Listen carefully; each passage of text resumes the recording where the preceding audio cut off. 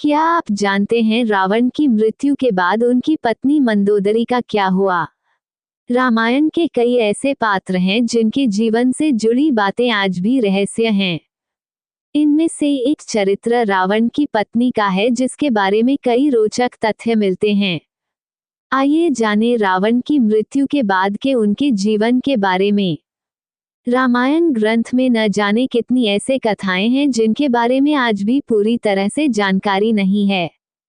ऐसी ही एक कथा है रावण की पत्नी मंदोदरी के जीवन और रावण की मृत्यु के बाद के उनके जीवन के बारे में। हिंदू महाकाव्य रामायण के अनुसार लंका के राजा रावण की रानी के रूप में मंदोदरी को वर्णित किया जाता है।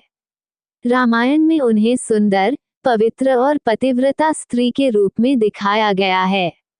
उन्हें रामायण काल की सबसे सुंदर पंच कन्याओं के रूप में जाना जाता है और मान्यता है कि उनके नाम से कई बाधाएं दूर होती हैं।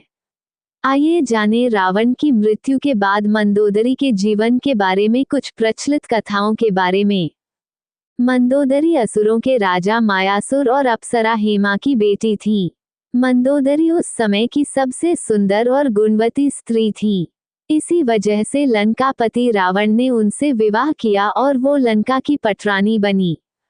मंदोदरी के दो पुत्र को मेघनाद और अक्षय कुमार थे। हालांकि कुछ पौराणिक कथाओं में माता सीता को भी मंदोदरी की पुत्री के रूप में वर्णित किया जाता है।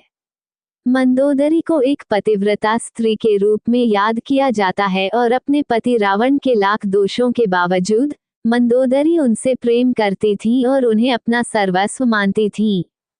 यही नहीं, मंदोदरी रावण को हमेशा सन्मार्ग पर चलने की सलाह देती थी। रामायण में रावण के प्रति उसके प्रेम और निष्ठा का वर्णन मिलता है।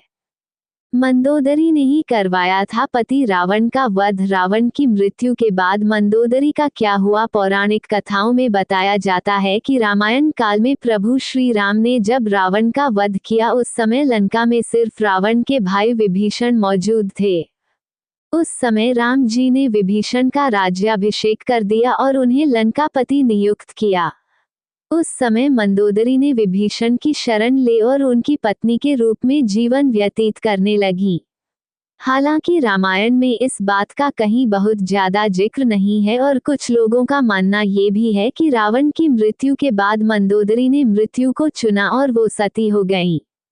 रावण की मृत्यु के बाद मंदोदरी के जीवन से जुड़े अन्य तथ्य। एक पौराणिक कथा में इस बात का जिक्र मिलता है कि रावण की मृत्यु के बाद राम ने मंदोदरी को सांत्वना दी और उन्हें रानी और उनके पति की विधवा के रूप में उनके कर्तव्यों की याद दिलाई।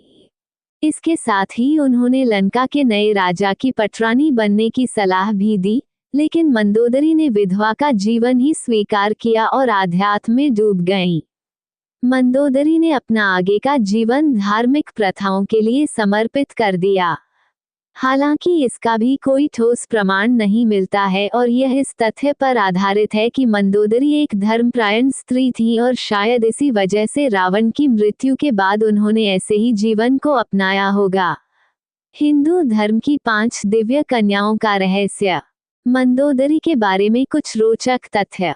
मंदोदरी हेमा नाम की अप्सरा की बेटी थी। एक बार देवराज इंद्र की सभा में ऋषि कश्यप के पुत्र माया की दृष्टि हेमा पर गई और वह उस पर मोहित हो गए। माया ने हेमा के सामने शादी का प्रस्ताव रखा।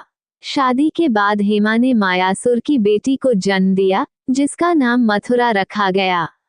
अप्सरा की पुत्री होने के कारण मथुरा अत्यंत सुंदर और आकर्षक थी। जब मंदोदरी का विवाह हुआ तो उसके पिता मयासुर ने योग्य वर की खोज शुरू की, लेकिन उसे अपनी सुंदर पुत्री के योग्य कोई वर नहीं मिला। मयासुर ने मंदोदरी को रावण से मिलवाया।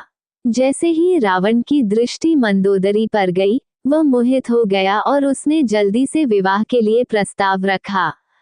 रावण ने मंदोदरी को वचन दिया कि हमेशा केवल मंदोदरी ही उसकी पत्नी और लंका की रानी होंगी। विवाह के बाद मंदोदरी को उपहार के रूप में मायासुर ने रावण को सोने की लंका दी। एक कहानी यह भी है कि रावण की मृत्यु एक विशेष बाण से हुई थी और इस बाण की सूचना मंदोदरी ने ही हनुमान को दी थी। रावण की मृत्यु के बाद वास्तव में मंदोदरी का क्या हुआ, इस बात के लिए कोई प्रमाणिक तथ्य नहीं मिलते हैं, लेकिन कुछ कथाओं में उनके आगे के जीवन के बारे में जिक्र मिलता है। अगर आपको ये स्टोरी अच्छी लगी हो तो दोस्तों आज का वीडियो यहीं तक है। आशा करता हूँ कि हमारा वीडियो आपको अच्छा लगा होगा। अगर हमारा वीडियो आपको अच्छा लगा है तो वीडियो को लाइक कीजिए, शेयर कीजिए, सब्सक्राइब कीजिए, कमेंट कीजिए और सेवा करने का मौका दीजिए। अगले वीडियो में मिलेंगे।